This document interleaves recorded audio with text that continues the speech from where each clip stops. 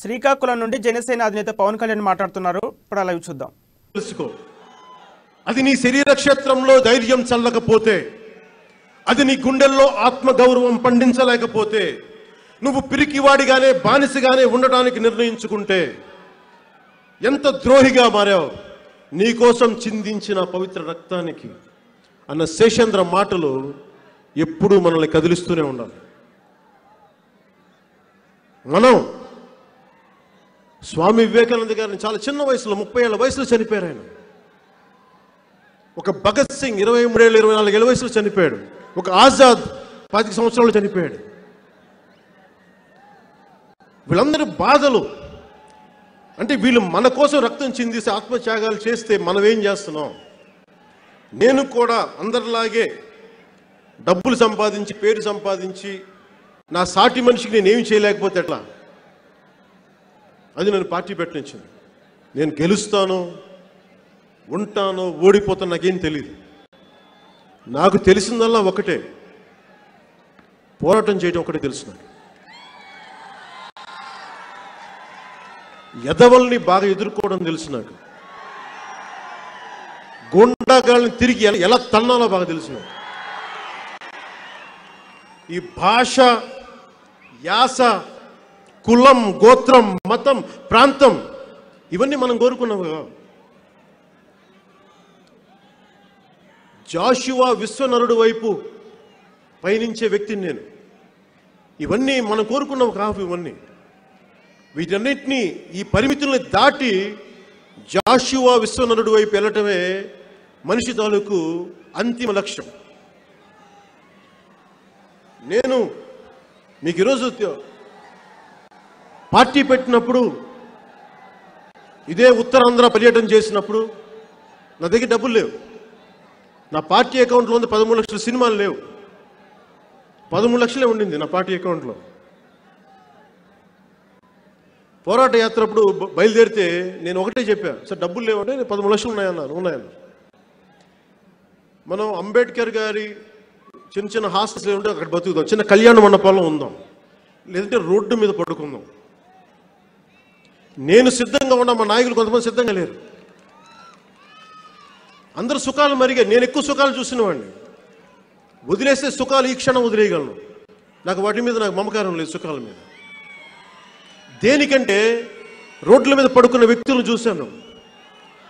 ఉద్యానంలో సరైన నీళ్లు లేక కిడ్నీలు పోయిన వ్యక్తులను చూశాను. వాళ్ళ కోసం ముందు ప్రయాణం చేద్దాం, నిలబడ్డవాళ్ళు నిలబడతారు, లేనోళ్ళు రాళ్ళు, లేదంటే నడుచుకుంటూ వెళ్దాం.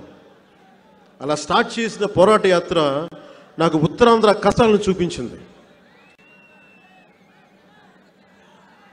ఒక మన అరకు ప్రాంతం గిరిజనుల తాలూకు సమస్యలను చూపించింది. ఇక్కడ ఉపాధి అవకాశాలు లేని తనం, గంజాయి తోటల్లో యువత ఎలా నలిగిపోతున్నారు గంజాయి సాగులో, ఇవన్నీ నేను చూసినవాడిని. ఇవన్నీ చూసి నేను ఒకటే అనుకున్నా, ఏదైనా చేద్దామంటే ఇదే రాజాంలో, మన శ్రీకాకుళం రాజాంలో ఇసుకేస్తే రాలినంత జనం వచ్చారు యువత ఆ రోజున. నేను అనుకున్నాను, కలలు కన్నాను ఆ రోజున మార్పు వస్తుంది అని.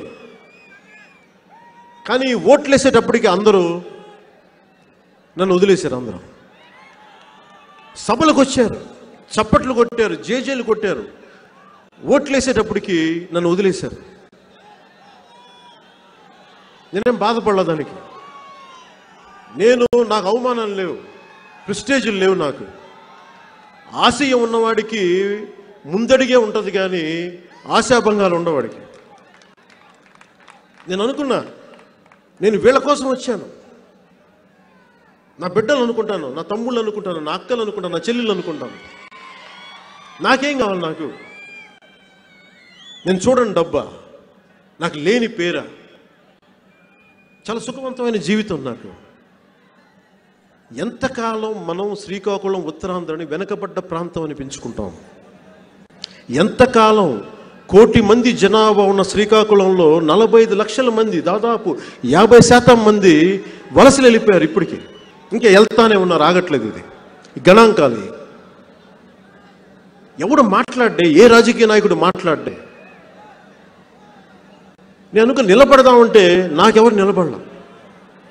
బలంగా 1% నిలబడ్డాను, కానీ అది చట్టసభల్లో ఎదిరించి నిలబడేంత సత్తా నాకు ఇవ్వలేదు. నేనే నీరసపడిపోలా, అవమానపడలా. 2 చోట్ల ఓడిపోయావు నన్ను కించపరుస్తూ ఉంటే అది నేను యుద్ధం తాలూకు గాయాలుగా తీసుకున్నాను, కానీ నేను పరాజయంగా తీసుకోలేదు.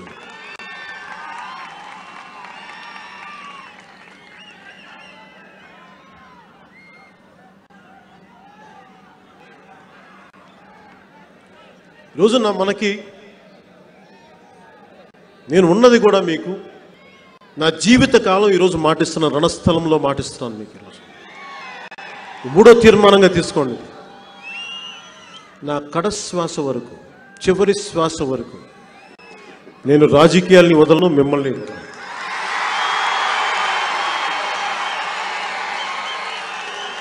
ఏ రాజకీయ నాయకుడికైనా, ఏ రాజకీయ నాయకుడిని అడుగుతారు, ఫుల్ ఫ్లెడ్జ్డ్ పాలిటీషియన్ అంటాడు, పూర్తి స్థాయి రాజకీయ నాయకుడు. ఎవరున్నారు ఈ దేశంలో పూర్తి స్థాయి రాజకీయ నాయకుడు చెప్పండి. పూర్తి స్థాయి రాజకీయ నాయకుడు అంటే 2 ఉండాలి. ఒకటి, వాళ్ళ పార్టీ అతన్ని బాగా చూసుకోవాలి, అతని ఇంట్లో డబ్బులు కానీ, అతని తిండి కానీ, అతని బట్ట ఖర్చులు కానీ, అతని పిల్లల ఖర్చులతో సహా వాళ్ళు చూసుకోవాలి. లేదా అతనికి ఏముంటుందని వారసత్వ పరంగా వచ్చిన ఆస్తులన్నా ఉండాలి. అలా కాకుండా మీరు వ్యాపారాలు చేసుకుంటూ రాజకీయం చేస్తూ మీరు ఫుల్ ఫ్లెడ్జ్డ్ పాలిటీషియన్స్ అంటే అలా ఎవరు లేరు. అందరూ సగం మిగతా పనులు చేసి వ్యాపారాలు చేసి రాజకీయ నాయకులే. ఈవెన్ లా చేసే వాళ్ళు కూడా కోర్టులో ప్రాక్టీస్ చేస్తూ, కపిల్ సిబ్బల్ లాంటి వాళ్ళు కానీ, చిదంబరం లాంటి వాళ్ళ వ్యక్తులు కూడా వాళ్ళు ప్రాక్టీస్ చేస్తారు. వాళ్ళు డబ్బులు సంపాదించి రాజకీయం చేస్తారు పక్కన. అలాగే నేను కూడా ఒకటే నిర్ణయించుకున్నాను, నేను సినిమాలు చేయాలి, నాకు వేరే దారి లేదు. నేను ఇప్పుడు అర్జెంటుగా కాంట్రాక్టులు చేయలేను. కాంట్రాక్టులు చేసే రాజకీయ నాయకులకు ఓకే, కానీ సినిమాల్లో యాక్ట్ చేసే రాజకీయ నాయకులు కాదంటే ఎట్లా? అలాగెలా కుదరొద్ది? నేను అనుకుంటాను, నేను నా పని నేను చేస్తాను, కానీ ఇది నా దేశానికి, నా సమాజానికి నేను ఇచ్చే సమయం. ఆ రోజు వస్తుందని అనుకుందాం. డబ్బు నాకు అవసరం లేని సమయం వస్తే ఆ రోజు నేను మొత్తం వదిలేస్తాను, సినిమా కూడా వదిలేస్తాను. ఆ రోజు నేను ఈరోజు మీతో మాట్లాడటానికి ఒకసారి సమస్యలు ఏమున్నాయి, ఉత్తరాంధ్ర వెనుకబడుతనం ఏంటి, మనం భవిష్యత్తుని ఎలా చూడాలి, అసలు మన భవిష్యత్తుని ఛిద్రం చేస్తున్నా కాలరాస్తున్న శక్తులు ఎవరు, ఎందుకు వీళ్ళు ఇలా మనకు చేశారు, మనం చెయ్యాల్సిన తక్షణ కర్తవ్యాలు ఏంటి, దాంట్లో భాగంగా మీరు చేయాల్సినవి ఏంటి, ఒక పార్టీగా నేను చేయాల్సినవి ఏంటి, మా నాయకులు చేయాల్సినవి ఏంటి, జన సైనికులు వీర మహిళలు చేయాల్సినవి ఏంటి, ఇవన్నీ మాట్లాడుకుందాం.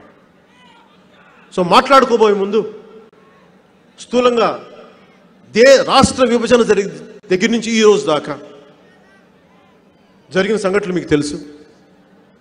2019 నుంచి ఇప్పుడు దాకా ఒకసారి సమీక్ష చేసుకుంటే విడిపోయిన రాష్ట్రం, కూలిపోయిన ఆశలు, పూర్తి చెయ్యని పోలవరం, నిరుద్యోగులకు దక్కని ఉద్యోగాలు, ఉద్యోగుల జీతాలు, రైతులకు అందని గిట్టుబాటు ధరలు, వృద్ధులకు అందని పెన్షన్లు, విద్యార్థులకి చెల్లించని ఫీజు బకాయిలు ప్రస్తుతం ఉంది. ఇది వీళ్ళు చేసింది ఏంటి, వీళ్ళు చేసిన అభివృద్ధి ఏంటి అంటే గుంతల మధ్యలో రోడ్లు, వైసీపీ పార్టీ రంగులు వేసుకున్న ప్రభుత్వ కార్యాలయాలు, బూతులు తిట్టే మంత్రులు,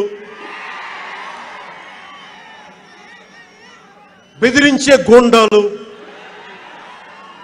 మన ఆస్తుల్ని, మన పొలాల్ని ఆక్రమణలు, అసలే రెండు ముక్కలైన రాష్ట్రాన్ని 3 ముక్కలుగా చేద్దామన్న కుతంత్రాలు,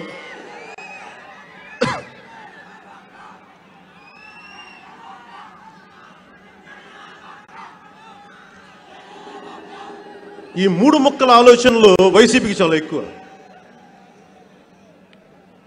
ఇదో మూడు ముక్కల ప్రభుత్వం, ఇతను మూడు ముక్కల ముఖ్యమంత్రి. మూడు ముక్కల ముఖ్యమంత్రి ఏదైనా మాట్లాడితే ఇందాక మా ఆది చెప్పినట్టుగా దత్తపుత్రుడు అంటాడు. నా నోటి దాకా చాలా మాటలు వస్తాయి తిట్టాలని.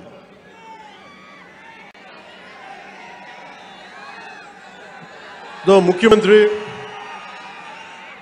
ఇదో మూడు ముక్కల ముఖ్యమంత్రి నేను చెప్తున్నా రణస్థలం నుంచి. మీ నాన్న వైఎస్ రాజశేఖర రెడ్డిని ఎదుర్కొన్నవాడిని గుర్తుపెట్టుకుని. ఎప్పుడు ఉమ్మడి రాష్ట్రానికి ముఖ్యమంత్రిగా ఉన్నప్పుడు పంచిలూడిపోయేలా తరిమి కొట్టండి అని చెప్పారు. దేనికో చెప్తా మాట, సరదాగా చెప్పలా.